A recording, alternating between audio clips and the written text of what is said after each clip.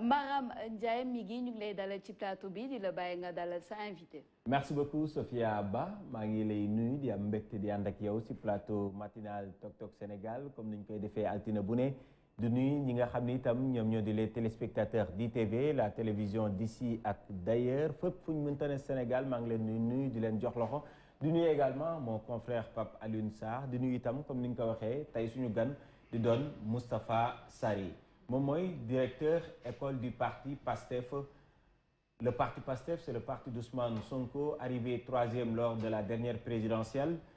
mu doon kàngam si wàllu politique si gox bi nga xam ne fa lay yeewoo muy diwaanu Mbaaw yooyu yëpp itam dinañ ko waxtaanee mbasum coronavirus dinañ ko waxtaanee élection locale yi ñu dëgmal dinañ ko waxtaanee parti PASTEF seen doxalin dinañ ko waxtaanee événement yi nga xam ni itam moom moo fi juddu woon ba tey leader am daanaka yoon ba tey bàyyeegu ko itam dinañ ko waxtaanee Moustapha Sarré Tok Tok Sénégal ITV di am mbégte di la dalal tey jii suñu biir plateau. maa ngi lay gërëm Serigne Migui di kontaan ci invitation bi di nuyu sama xarit yi ma jàkkaarlool di Sophia Ba ak Pape Alioune Sarr. di nuyu téléspectateur u ITV yëpp di ñaanal jàmm réew mi di ñaan yàlla def fi jàmm alors waxtaan bi daanaka dina mat lu toll si ñeent fukki simili ak juróom ñu siy door nag ak li nga xam ne jamono ji moom moo ëlëm Sénégal moom moo ëlëm àdduna sax mun naa ko wax muy mbasum coronavirus tey jii ñu ñàkk seen bakkan ëpp na ay junni doomu aadama ak ñetti téeméer ak lu teg bés bi yàlla sàq daanaka ñu ñàkk seen bakkan lim bi léegi lu mu néew fukki doomu aadama lay doon alors jàngoro mbas mi coronavirus 3e vague bi tolluwaay si réew mi yow tey ji ban jàngat nga si amee. xanaa am ci naqar ak tiis lu rëy ndax lu mel nii bu dalee ci askanu Sénégal fokk mu metti ñu te di ñaan yàlla mi nga xam ne moom lépp moo ko mën. yàlla na ko fi yàlla jëlee ci lu mu gën a gaaw. waaye di ñaan tamit sénégalais yi wax dëgg yàlla ñu fagaru ba xeex ak jàngoro bi ji nga xam ne li koy gën a mën a xeex mooy respecter li nga xam ne moom la docteur yi wax maanaam di takk masque yi di dandante comme ni man dandante ak yow nii comme ça gën ngaa néew waaye it fexe ba ñàkku ji tamit loolu lu am solo la nit ñi fi mu nekk nii c'est vrai que ñàkku bi am na controverse yu bëri yu mu jur waaye mooy li nga xam ne ci la ñu mën a sukkandiku pour le moment pour mën a xeex ak jàngoro ji waaye it jàngat ji nga jeneen ji ñu ci mën a am rek mooy naqarlu taxawaay bi nga xam ne moom la nguur gi taxaw ci xeex mbas mi ndaxte yàggul lool rek déggoon nañ fii ñuy bàkku di wax naan ñoom Sénégal mooy réew bi njëkk ci Afrique ci maanaam wàllu xeexu mbas mi di ñaareelu réew mi nga xam ne tamit ci àddina bi ni mu xeexee mbas mi daal mucc na ayib waaye li nu gis te chiffres yi nga xam ne moom la ñu am firndeel ko mooy lajj la ñu def contrairement à ce qu'ils nous ont toujours dit réew mi ni ñu gérer mbas mi ay lajj la te xam naa ni ci biir waxtaan bi dinañu dugg ci chiffres yooyu nga xam ne mais si wàllum 3e vague bi ñuy wax pour yow pourquoi ñu egg si stade bi nii ah li tax ñu ci yegg kay da nga maa posé question bi rek mais xam nga ko ndaxte au mois de mai passé et plus précisément le 17 mai le président de la République mi nga xam ne moom mooy jiite réew mi joxoon nañ ko information ne ko variant bi nga xam ne moom moo gën a soxor ci variant yi muy variant delta dugg si na ci réew mi waaye loolu terewu ko gis nga ñun ñëpp fekkee nañ ko terewu ko mu jël décision ne day def li ñuy tuddee tournée économique te sénégalais yépp ànd ci ne du tournée économique waaye tournée politique la doon def jël ay nit jële leen Ndakaaru jële leen partout dans le Sénégal yóbbu leen d'abord au centre du pays ay Kaffrine ak ay Tamba ak yu demee noonu jóge fa dem Fouta ay centaines de milliers de Sénégalais regroupé leen sans aucun geste barrière mooy geste yi ma doon wax léegi ci noonu la ñu jógee est-ce que dafa participer lu nu mel dafa participer ci propagation virus bi mais loolu moo indi propagation virus bi parce que nag médecin yëpp ñëpp du médecin ñëpp d'accord nañu ne regroupement dañ ko war a tere bu fekkente ni mbas dafa am. D'accord alors pendant ce temps le président de la République wax nga ko joxañ nga ko baaraamu tuuma si li nga xam moom mooy propagation virus bi pendant que le président était dans le nord ou bien au centre du pays. yéen ku jigi fan ngeen nekkoon également parce que vous n'étiez pas dans vos salons toogoo leen seen i kër jàpp ni mbas maa ngi si réew mi yéen itam amal ngeen ay manifestations yu bëri. place de la nation yéen a ngi fa woon dem ngeen ba diwaani Ziguinchor di masawu ñi nga xam ne loru woon nañ ci li nga xam moom moo di mbasum événement mois de mars yi yamoo leen foofu le 23 weer wee ñu génn ba opposition ne ba pouvoir nekkee place de la nation yéen itam yéen a ngi woon stade Léopold Sédar Senghor lan moo si seen part de responsabilité. Part de responsabilité opposition bi mën naa wax ni c'est part de responsabilité quasi nulle ndaxte information yi nga xam ne. moom la nguur gi yore bu ko opposition bi amoon am nañu responsabilité bu toll ne du ñu organiser benn manifestation. ba ngeen di manifester itam ñi ngi tudd ay 100 cas ñi ngi tudd 20 cas ñi ngi tudd 30 cas ba tey mbas mi génn fi période bi ñuy manifester. mais mbas mi génn fi rek. Moustapha Sarré mi ngi période bi ñuy manifester maanaam période bi nga xam ne moom la ñu organiser le 23 juin bi ngay wax. boobu mujjee avant boobu def ngeen yeneen manifestation bu mel ni. dem Ousmane Sonko gis nañ ko mu dem participer place de la nation par exemple. jamono ji ñuy xeex mbirum góor jigéen ñi mu ngi woon sa mbooloo ma. waaye mais loolu exemple la si ay manifestation mais jiitalal responsabilité état parce que état moo autorisé manifestation yooyu yëpp su fekkonte ni état yore woon na information yu wax ne kenn warul a regrouper booba la waroon a wax ni bu kenn regrouper wu ci xeexu mbirum góor jigéen ñi wala 23 juin. état moo waroon a jël responsabilité boobu. booba ñun bu ñu amoon information yi nga xam ni moom la état am nañu responsabilité bu toll ne. du ñu ci organiser benn du ñu ci participer. waaw d'accord léegi wax nga ko état peut-être moom moo leen waroon tere mais tamit nangul ni ne nga ndaje moom mooy indi coronavirus moom moo koy laal donc nangul ni. yéen itam participer ngeen ci propagation bi. mais mi ngi loo xamul noo ci mën a amee responsabilité. su fekkonte ni le bulletin. bi nga xam ne moom la ñu jox président de la République au mois de mai ne ko kat Delta yegsi na fii Sénégal te réew mi l'Institut Pasteur bu mu defee affaire bi Dakar révélé au public tout le monde était au courant mais écoutez même si tout le monde était au courant de l'existence des variants yoo xam ne si mi ngi existé au Sénégal multivariants variants on l'a reporté ici dans d'autres oui ñëpp xam waaw mais nangul leen ma tamit ne amul benn manifestation bu ñu def boo xam ni jëluñu suñu déclaration déposé ko au niveau de la préfecture pour ñu jox ñu autorisation su fekkonte ni toll na foofu état li mu waroon a njëkk a def mooy ne Delta dugg si na fii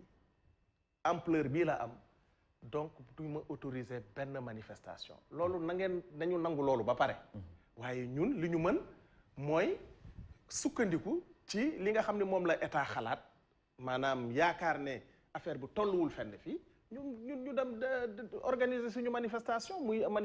même bu fekkee dañu invité woon ci bu njëkk bi mooy xeex bi ñu doon xeex mbirum góor jigéen wala boog organiser commémoration 23 juin donc je considère que le principal responsable dans cette situation là du kenn ku dul état man jusqu'à la preuve du contraire je considère que ñoom ñoo waroon a jël seen matukaay waaye contrairement à cela président de la République jël ay centaines de milliers de personnes yóbbu leen regrouper leen sans aucun geste barrière moom ci bopp yemul foofu sax mais dañuy def ay yeneen yu gën a grave yoo xam ne mooy jël ànd ak ay nervi di attaquer peuple sénégalais loolu tamit fàttewuñu ko. En fait su ma la déggee Moustapha Sarré ngay wax mooy dafa mel ni da nga ni ma njiitu réewu Sénégal moom moo def moo tax ñu def yéen da ngeen a ñëw ni da ngeen di indi benn politique bu bees kon tey jii ngeen bëgg aussi ñu coppi ñi nga xam ne ñoom ñoo fi ne mais su fekkee ni ñoom dañuy def benn comportement yéen ñi nga xam ne yéen a leen bëgg a wuutu bëgg leen a topp si comportement boobu noonu tamit finalement est-ce que jar na ñuy indi coppite si réew mi sëñ mi gi bul ma wax loolu ma waxul non parce que waxuma ni parce que moom moo def rassemblement ngeen def rassemblement ce n'est pas ce que j'ai dit li ma wax dama ni ñun dañoo organiser suñu rassemblement déposer demande d'autorisation ñu autoriser ñu ko waaye waxuma ni njiitu réew mi seulement dafa organiser ay rassemblement que ñun aussi dañu organiser parce que ñun nee naa la ca sama njëlbeenu wax bis bu ñu xamoon ne affaire bi am na gravité bii mu am nañu responsabilité bu toll nii loolu yëpp duñ ci organiser lenn moi je crois que il faut qu'on recadre un peu wax li nga xam ne moom laa waxuma ni président de la République dafa organiser ay manifestations que ñun aussi dañu am droit organiser manifestation déedéet ñun doxewuñu Moustapha Sarré est-ce que jamono ji waruñoo dépasser stade modélisé kan moo indi lii kan moo def lii parce que jamono ji ñu ngi naan 34 morts dans le week-end bi 34 morts ñëpp xam nañu lii d'hôpitaux yi matul oxygène. Opposition au pouvoir bi def un tir groupé parce que l'ennemi commun c'est le virus est-ce que waruñoo dépasser stade kii moo ko waral du man la te ñu xam ni on a un ennemi commun c'est le variant Delta ñu ñëpp ànd ci xeexandoo le temps des constats arrivera. Ces populations bi dina décider. ah déedéet loolu mënuñu ko dépasser parce qu'il faut que ñu situer responsabilité d'abord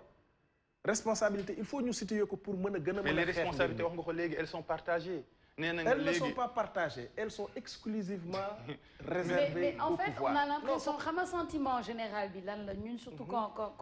on regarde un peu population bi je pense que dafa am sentiment ni opposition bi ak état bi ils se renvoient la balle ku nekk naan non kii def na lii kii def na lee te lu Papa Alioune Sarr wax léegi par exemple où est la priorité tey jii on se demande parce que wax nga ko vous considérez que tournée politique yi du président loolu moo nekkoon priorité on a aussi l'impression que opposition prioritaire mooy accuser l'État et en attendant les Sénégalais sont en train de mourir donc lan mooy solution et qui propose vraiment des solutions yi nga xamante ni ça va sauver les Sénégalais. Non, ce ne sont pas des accusations gratuites déjà ce sont des accusations avérées il est avéré que ni troisième vague bi mi ngi tàmbalee réellement mi ngi commencé wulee ñaay réellement à partir des tournées dites politiques du président de la République c'est à partir de ce moment-là que le Sénégalais constaté que ni yëf yi comme vague bi commencé naa jël l'ascenseur n'est-ce pas maintenant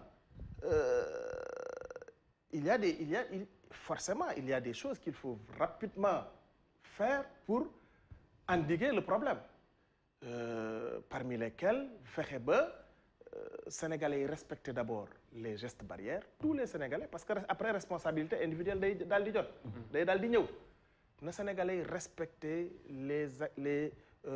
gestes barrières et ensuite gouvernement bi tamit rectifier tir parce que li gouvernement bi def jusque là nous considérons que dafa jadd dafa jaar c'est-à-dire dafa lajj gouvernement bi bu ñu xoolee ni que 10% seulement du budget bi ñu bi ñu utiliser pour xeex mbas mi 10% simplement moo ci dem ci wàllu santé mais ça c'est une catastrophe dëkk Sénégal 17 millions et quelques 17 millions 200 000 xawma habitants amuñu lu dul 60 lits de réanimation ça également c'est une catastrophe pendant ce temps il y a des dépenses de prestige yu ñuy def yoo xam ne mënoon nañu ko bañ a def dépense de prestige yoo xam ne amulul benn njëriñ askanu Sénégal yooyu ñoom ñooy li ñu fi ñu war a jubal fi ñu war a jublu justement pour mën a gën a xeex problème mu mbas mi. alors si lancé bi nga xam ni fa le confrère yi ne ba tey fa lañ jëm mooy par rapport ak solution par rapport ak naka la ñu war a mën a def lan moo war a doon seen taxawaay alors sànq wax nga ko sa njëlbéenu wax bëgguma la su woon dagg dama doon bàyyi bañ dugg si biir waxtaan bi nga ni dañu respecter les mesures barrières moo ñu si mën a génnee nga ni nañu ñàkku ji mais discours bi dégguñu ko par exemple si ki nga xam ni moom moo jiite parti bi nga xam ni fa nga bokk muy Ousmane Sonko wax na ni dañu respecter les mesures barrières ñaax na ndaw ñi ñu jël seen matuwaay mais lu jëm si ñàkk bi am na si ñaari discours yi nga xam parce que bu njëkk bi ay dutam bëri woon na si vaccin bi deuxième bi mu ni moom kat bañul vaccin mais ba tey déggu ma ni Ousmane Sonko mu ni man dinaa ñàkku ji ba tey déggu ma mu ni kat yéen ndaw Pastef yéen ñi nga xam ne yéen a bokk Pastef maa ngi sàkku si yéen ngeen dem ñàkku ji alors quel est le problème Pastef ak vaccin yi. le problème que sénégalais yi am par rapport au vaccin simplement parce que sénégalais yi xëy nga xam ne di dem vacciner au plus de 40 000 par personne dañoo am jamono ji ay jafe-jafe. ah si ba léegi mi ngi poser problème quand même parce que da ngay dégg ñu ne diw vacciné wu na ba pare feebar bi dal ko. mais et ensuite spécialistes yu bëri non attends ñun amuñu man personnellement et le parti d'une façon générale amuñu problème fondamental avec le mais nag polémique yi nga xam ne moom la vaccin yi indi ci réew mi dañ koy teg ci taabal ji waxtaan ci te li ñuy sàkku sax mooy des débats contradictoires entre spécialistes loolu il faut que mu am lu tax muy am ci yenn réew yi te du am Sénégal il faut que ay spécialistes toog des biologistes des virologues des infectiologues nañ pourquoi duñ leen teg autour d'un plateau pourquoi yéen seen télé du organiser genre débat yooyu. mais on a xam ngeen bu baax. jox nañ attends da ngeen leen di non attends ñoo xam ni bokkuñu sax gis-gis ak non ku ci nekk da ngay def monologue. man je considère que dañu war a dépasser temps wu monologue. dañu toog discuter débat public les gens ku nekk wax sa xalaat ci vaccin yi. li Ousmane wax lu leer la dafa ni ñi gën a soxla vaccin yi nañ leen vacciner. mooy mag ñi nga xam ne dañu mag loolu ki dégg nga ko ci waxam keroog ñi nga xam ne ay mag lañu dépassé 55 ans 60 ans jëm ci kaw ak ñi nga xam ne ñooy le personnel médical il a bien dit ça waaye ndaw ñi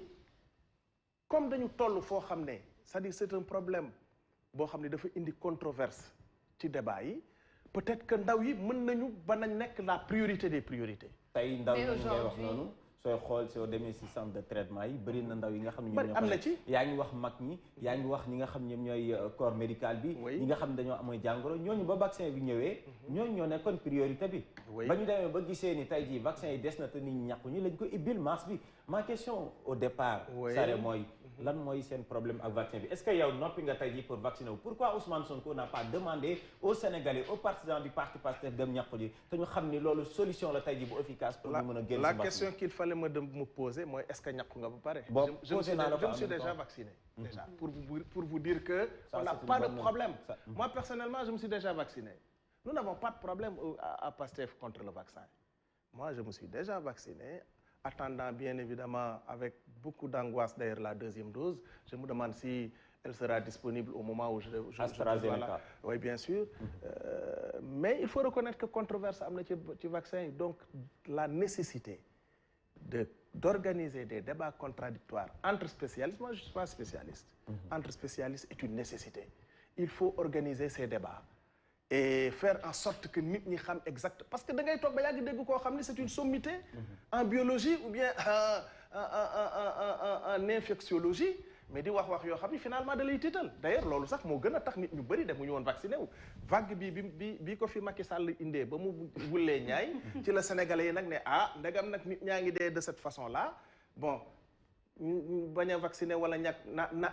beaucoup de gens ont choisi justement d'aller se vacciner mais il faut que nit ñi ñu leeral leen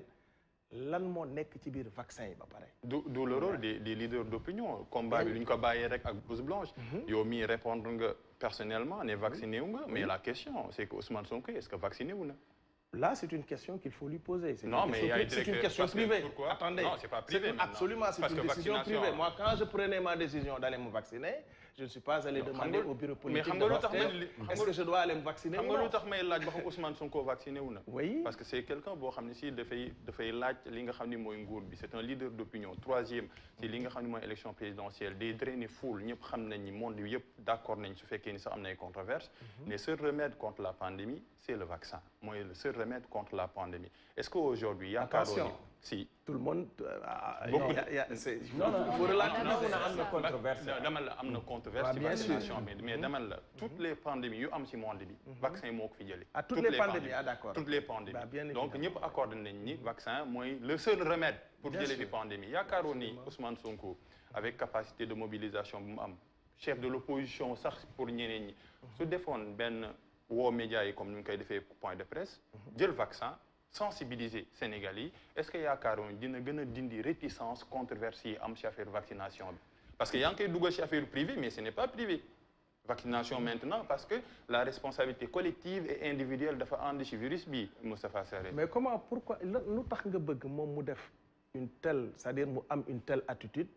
alors que ce vaccin là suscite une controverse réelle bi boo wax léegi su fekkente ni def na ko ëllëg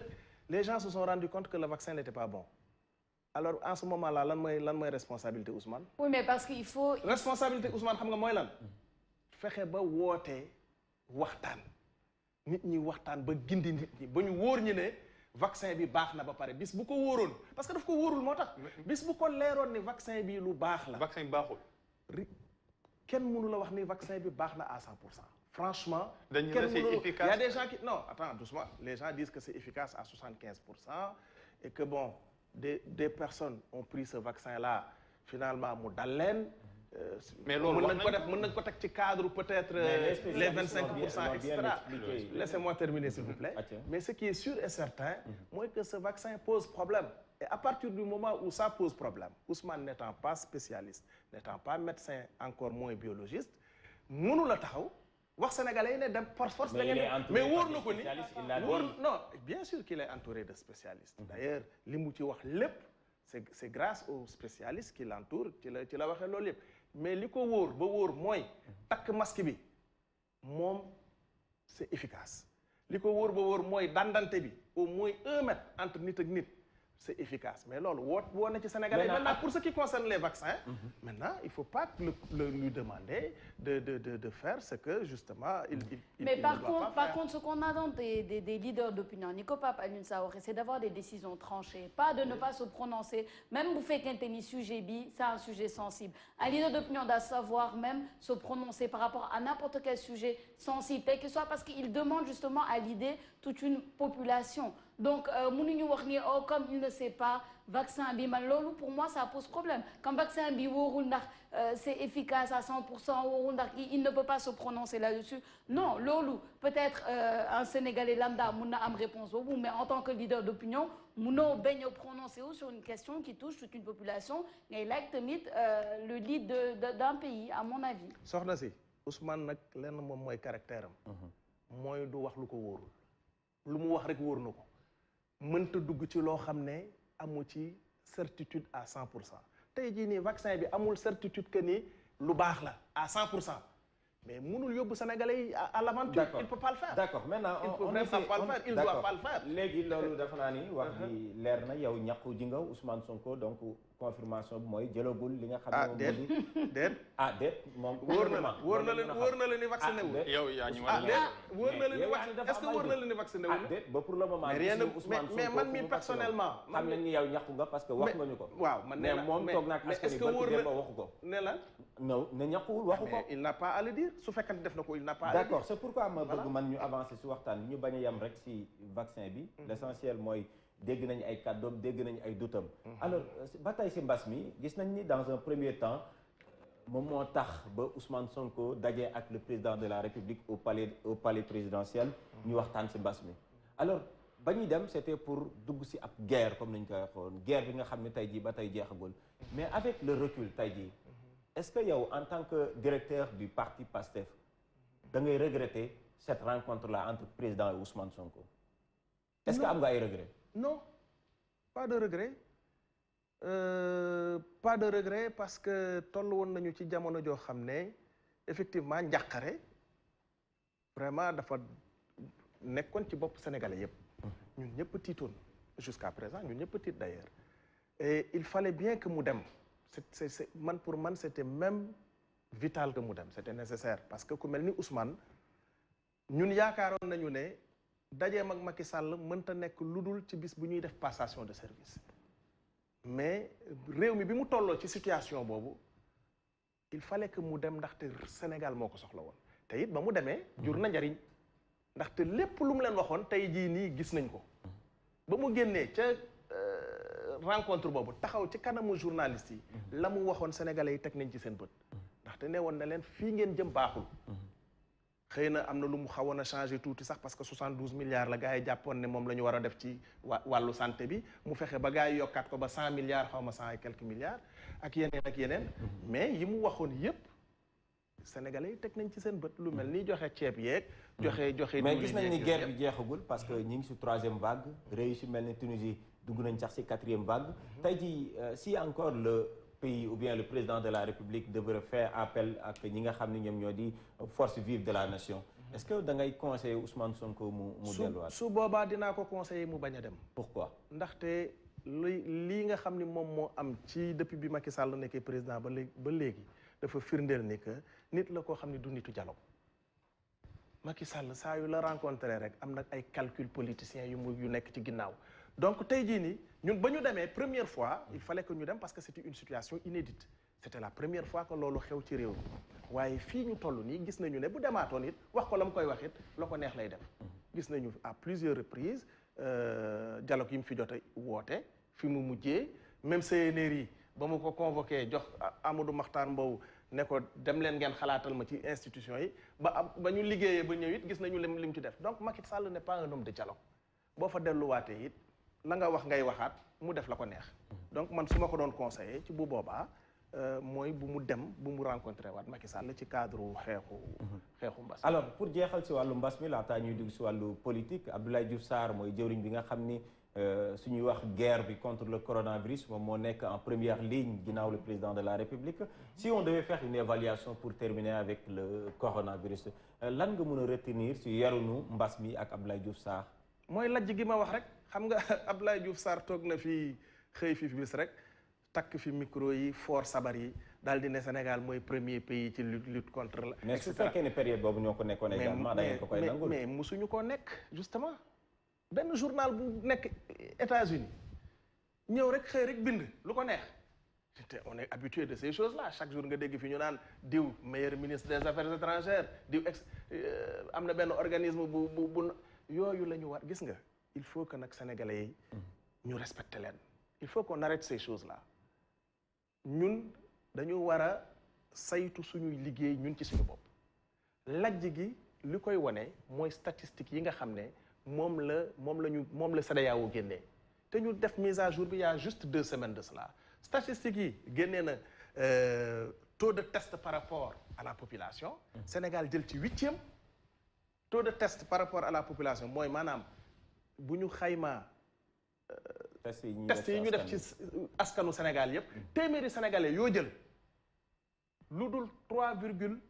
3,54% maanaam ñetti Sénégal ci téeméeri sénégalais yoo jël ñetti sénégalais lu toftal juróom fukk ak ñeent ñoom la ñu testé alors que Cap-Vert yegg na ci 33,95%. xam nga loolu rek lu ruslu la ak yeneen statistique taux des cas positifs par rapport au test Sénégal mooy 2e 8,56%.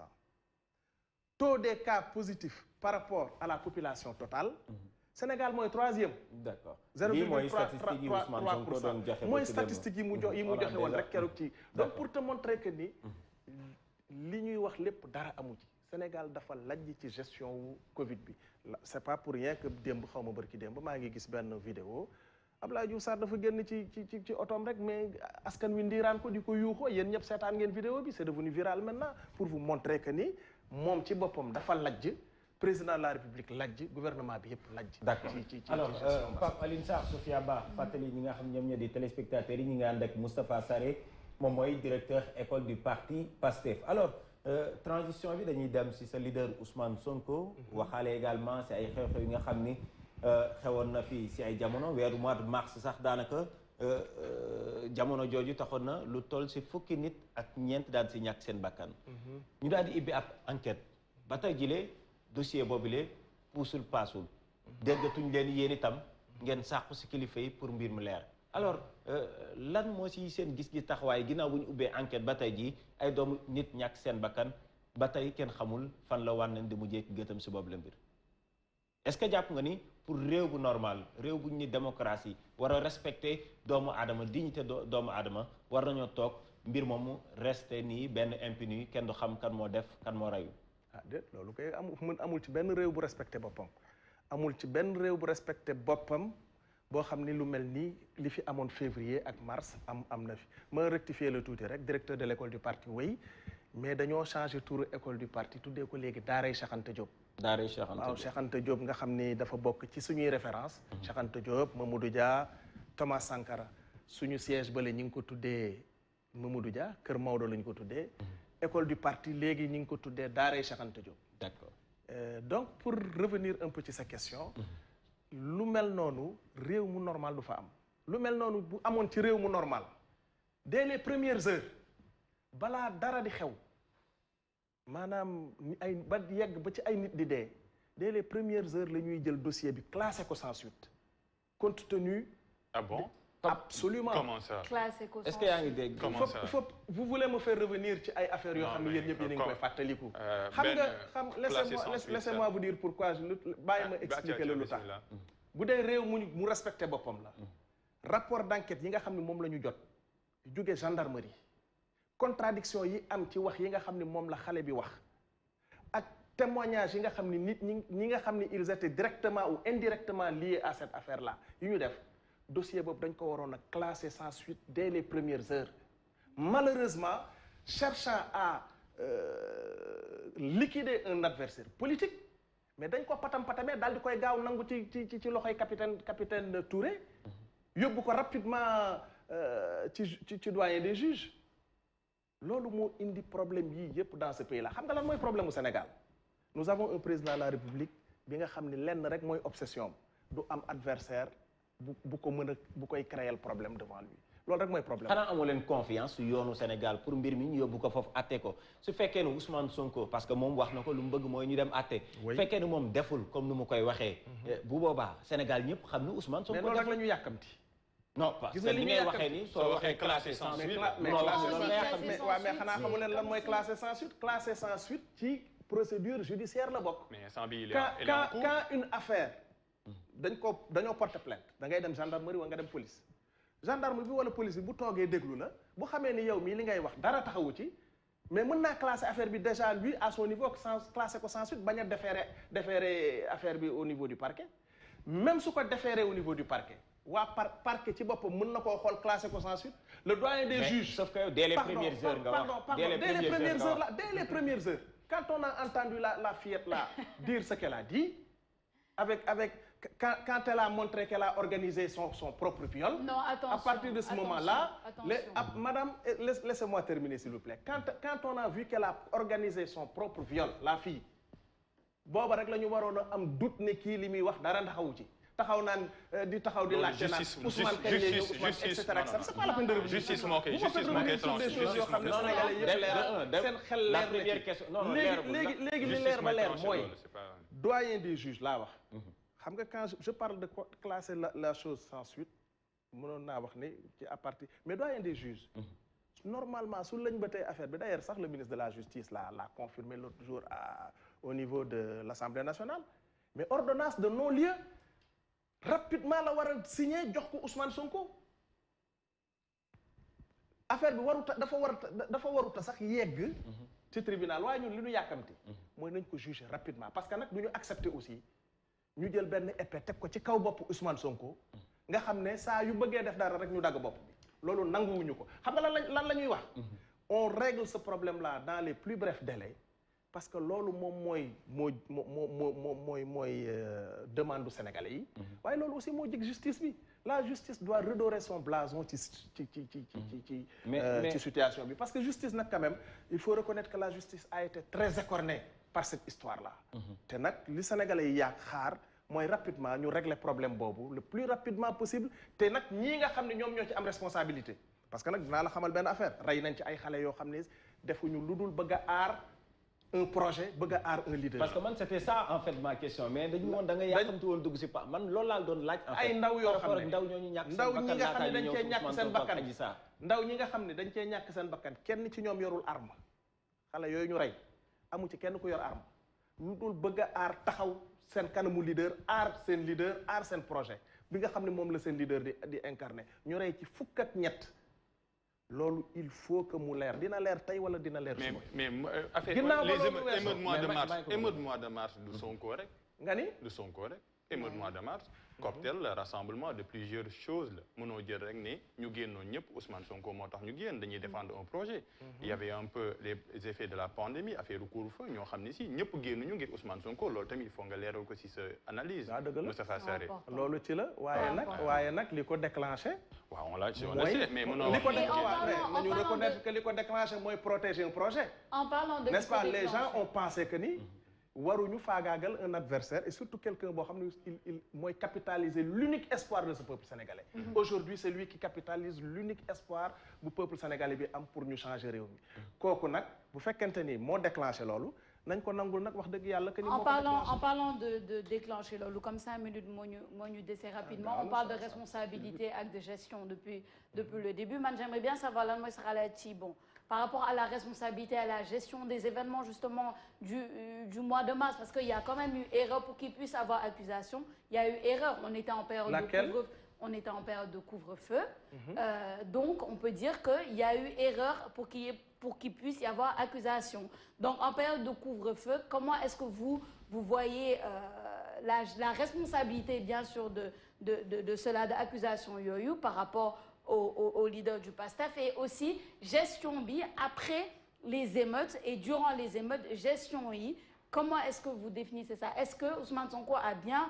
géré cette situation-là? Bien évidemment, s'il ne l'avait pas bien géré, il serait aujourd'hui en prison. S'il ne l'avait pas bien géré... Pas pour lui-même, mais pour le peuple sénégalais. Non, attends, pour le peuple sénégalais, il faut reconnaître qu'il était vraiment heureux que Ousmane ne puisse pas entrer en prison parce qu'il incarne disons, un projet qui finalement est le seul espoir pour le peuple sénégalais. Si aujourd'hui il n'avait pas bien géré, su fekkoonte ni géré wul woon normalement crise boobu, tey jii fi mu nekk nii mu nga ndungu siin. Parce que loolu moom mooy objectif pouvoir bi. D'accord. Te nag vraiment c'est dommage que ñu nekk ci dëkk boo xam ne situation bu mel nii dina fi am ba fii mu nekk nii kenn déggatul ñu wax ci. D'ailleurs bari na ay 94 milliards yi mi ngi nii kenn déggatul pratiquement kenn wax ci ak d'autres problèmes yoo xam ne Ousmane soulevé na ko. Parce que nous sommes dans un pays anormal et anormalement géré par un homme qui normalement ne devait pas être à la place qu'il est. D'accord. Alors Moustapha Sarré Sophia wax na ko léegi juróomi simili moo ñu desee te ginnaaw itam du ñu am temps pour benn bu ne ñu développé ko fu nekk dañ fi jéem a am lu ñu si cof rek ñu ngi jëm si ay élections locales. Alors ibbi nañ li nga xam ne sax moom mooy révision liste électorale yi. Le parti PASTEF a été créé en 2014. 2014 mi ngi tombeek ñu doon amal élection mun naa ni bokkoo leen woon tey ji si yooyu la élection bii moo war a doon seen élection locale yu njëkk. Bien sûr. Lan mooy seen ambition au niveau du parti par rapport ak élection yi nga xam moom la ñu dëgmal. waaw da nga may foofu nag ma sargal wax dëgg yàlla tous les responsables du parti et les militants du parti parce que un parti qui en 2014 déjà bi ñu koy créé kenn xamul woon benn responsable parti bi parce que li ñu baaxoo xam fii au Sénégal mooy parti déjà nit moo koy créé Pastef nit créé wu ko ne pensez pas que Ousmane Sonko moo créé Pastef ay ndaw ñoo ànd toog créé parti bi jiital Ousmane loolu mooy première spécificité Pastef. Deuxième spécificité Pastef mooy amul benn responsable boo xam ne mës nga def politique ca jamono jooju bokk ci biir parti bi te li ñu baaxoo xam mooy ñiy créer parti yi nga xam ne ñoom laa tudd léegi pour ñu am maanaa il faut que ñu xamoon leen d'abord. C'est des gens qui occupaient de hauts postes de responsabilité dans l'État xuloog nguur gi génn créer seen parti wala nguur gi daanuñu créer seen parti. D'accord mooy ñi ñu fi mën a tudd ñëpp Djibo Ka Moustapha tey lan moo si mais lan mooy seen ambition personnelle. ñun suñu ambition personnelle. suñu ambition c'est-à-dire li koy dëggal moom mooy position bi nga xam ne moom la ñu askanu Sénégal jox tey jii nii. li ñu bëgg mooy tàmbali dès 2022. ci élection locale yi fexe ba wan Sénégalais yi ne am na beneen façon bu ñu war a mën a yoree seen alal te loolu ñu ngi koy tàmbalee ci élection locale yi li ñu bëgg mooy le maximum de collectivités locales Pastef ak ñi muy àndal gagné ko le maximum possible. fexe ba wan Sénégalais yi et puis au bout de quelques mois wan Sénégalais que ne am na beneen façon bi nga xam ne moom la ñu war a mën a gérer. jàppoon ni Sénégalais yi tamit seen confiance ñu ngi ko accordeel ba tey ki fi nekk jamono ji gagné leen ci élection présidentielle yi ñu génn. Le président Macky Sall. mais seet loolu kay question boobu maa ngi la koy delloo ndax mënoo gagné élection mars 2019. oui mais mars 2021. askanu Sénégal du Dakar rek. non askanu Sénégal Sarré. askanu Sénégal mun na am ñu faral Ousmane Sonko ak ñeneen pas ñi nga xam ne. askanu Sénégal mu génn dama ni. parce que souvent da ngeen di poser ak di jàpp ni c'est contradictoire aussi tout à l'heure Alioune Sarr a dit que nous du. mais moom laa la wax nee naa la participation la ak ñeneen. loolu aussi laa la fekk attendez voilà. loolu laa la fekk ñeneen la. moom laa la mais bu ñu Sénégal yëpp la. li ëpp ci askanu Sénégal. déet Sarré loolu mënoo ko askanu Sénégal génn na rek ñenn si askan wi génn nañu que ni ànduñu ak moom. d'accord alors loolu moo am en mars. alors élection yooyu wax nga ko seen bëgg-bëgg peut-être mooy ànd seeg ñeneen. yow mbaaw ngay bàyyeekoo foofu ngay yeewoo. gis nañ ni pas très longtemps. waxtaan amagul seen diggante ak yéen ñeer ba ñëpp pare mais dañ ne dañ la investir yow nga war a doon seen candidat en tout cas lire naa ko à travers benn militant bu ko publier Facebook. alors lan mooy sa ambition personnelle au niveau de Mbao est-ce que tey jii bëgg nga jël mairie ba. waaw xam nga damay bëgg a leeral foofu damay wax ne dama nekk coordonnateur section communale u Mbao. section communale bi ci boppam moo daje ak 87% des délégués yi fa nekk ne dañ ma bëgg a def seen candidat man personnellement muy lu ma nangu ba pare nag bëgg a am ambition dëggal ko waaye dans un cadre quand même élargi parce que dañu nekk ci déjà au lendemain de l'élection présidentielle rek nekkoon nañu ci cadre opposition foofu mbaaw waaye dañuy xaar tamit parti bi jox ñu direction yi nga xam ne d'accord pour jeexal parti bi jox la xam nga ñi ngi bi mooy seen première élection locale wax naa ko ngeen jógee ci présidentielle Ousmane Sonko ak yéen ngeen def benn jéego arrivé 3e mais mbaaw gi nga dëkk tey ji élection locale ñëpp xam nañ ni am na ay réalité est-ce que jàpp nga ni yow réalité bu mel nan bon réalité bi mooy foog nga nekk ki nga xam ne gox bi daf lay xam parce que loolu du présidentiel kenn ku ne gox bi nga dëkk tey ji yow est-ce que jàpp nga ni am nga poids bu war a mun a tax waa mbaaw jox la seen confiance pas ci sukkandiku si Ousmane Sonko de mais Moustapha Sarré candidat waaw mais su ma ko amul woon kon du ma accepter candidat de mun nga ko accepter mais non dama bañ gàcce ga moo ko war a dama lay xamal benn affaire moi je ne suis pas un politicien j'ai attendu d'avoir l'âge que j'ai pour faire de la politique man duma koo xam ne je cours après les postes su fekkonte ni dañu ma ne yow dañu bëgg nga nekk suñu candidat te mu wóor ma ni man mii kat matewuma ko foofu laa leen di wax ne ah gaa ñi wut leen keneen waaye daf ma wóor ni liggéey ba ma liggéey foofu depuis 2015 ma installé fa la section communale nekk le coordinateur de la section communale ak liggéey bañ fa liggéey ba Pastef jël fa 2e ci élection présidentielle yi passé am plus de 25% des voix donc dépasser la moyenne nationale de Pastef de plus de 10 points loolu yaakaar naa ni liggéey boobu buñ ko liggéeyul woon duñu taxaw ne dañuy dagaan baatu askanu Mbaaw. alors oui moom da ngeen ma koy baar rek parce que fonction ak qualité am dafa am solo moom mooy directeur école du parti oui école du parti fi ñu koy Daaray Cheikh Anta Diop Daaray Cheikh Anta Diop Cheikh Anta Diop moo naan armez-vous de savoir absolument xam-xam dafa am solo école de parti c'est pour rehausser le débat politique mais yaa ngi doon wax lajji Abdoulaye Diouf Sarr yow Moustapha Sarré jàppoon yi da ngaa lajji parce que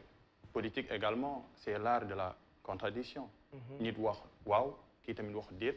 ñëpp ñu ànd ak des arguments mais aujourd'hui qu'est-ce qui se passe sur les réseaux sociaux insulte saaga su fekkee ni da nga wax Ousmane Sonko dara quelle est sa responsabilité yow mi nga xam ne yaay directeur école du parti c'est lii nga xam ne ñu ngi koy woowee un terrorisme intellectuel te muy commencé ramper te ñëpp xam nañ ni le Sénégal a toujours fonctionné à travers les différends je ne suis pas d'accord avec yow mais damay déglu nga wax après ñu échanger ay arguments pour aboutir à un consensus wala un dissensus mais politiquement correct yow est-ce que lajjoo en tant que directeur école parti Pastef dama lay tontu ci ñaari fànn mooy premièrement yaa ngi def ay accusations gratuites dara si des accusations gratuites parce que dara wóoru la ci ne ñii di saaga Pastef la ñu bokk d'abord benn en tout cas ndaxte non nit ku ñëw ku mu d'ailleurs ñun am nañu non dama ne ñun am nañu ay firnde ne am na ay réseau yoo xam ne dañ koy créer di jël ay photo profil di ko mandargalee parce que am nañ ci ay firnde yu peut-être nit ñooñu aussi dañoo dama ni loolu dama bëgg nga gëstu parce que journaliste nga gëstul loolu mais y en a parce que même Ousmane Sonko il a fait des appels allant dans ce sens c'est une accusation gratuite que vous êtes en train de faire ça ne concerne pas Pastef la deuxième chose le deuxième point de la réponse mooy ñun Pastef suñuy former dañuy former ñi nga xam ne dañ leen a reconnaître comme ni ma ko waxee léegi comme membre de Pastef ay structure la ñuy former suñuy structure ce sont les cellules les sections communales les coordinations départementales et il ne se passe pas une semaine yoo xam ne amul au moins une ou deux structures yu ñu formé wul dans le parti la cellule est à l'échelle du quartier et du village kon boog ñun koo xam ne xamuñu la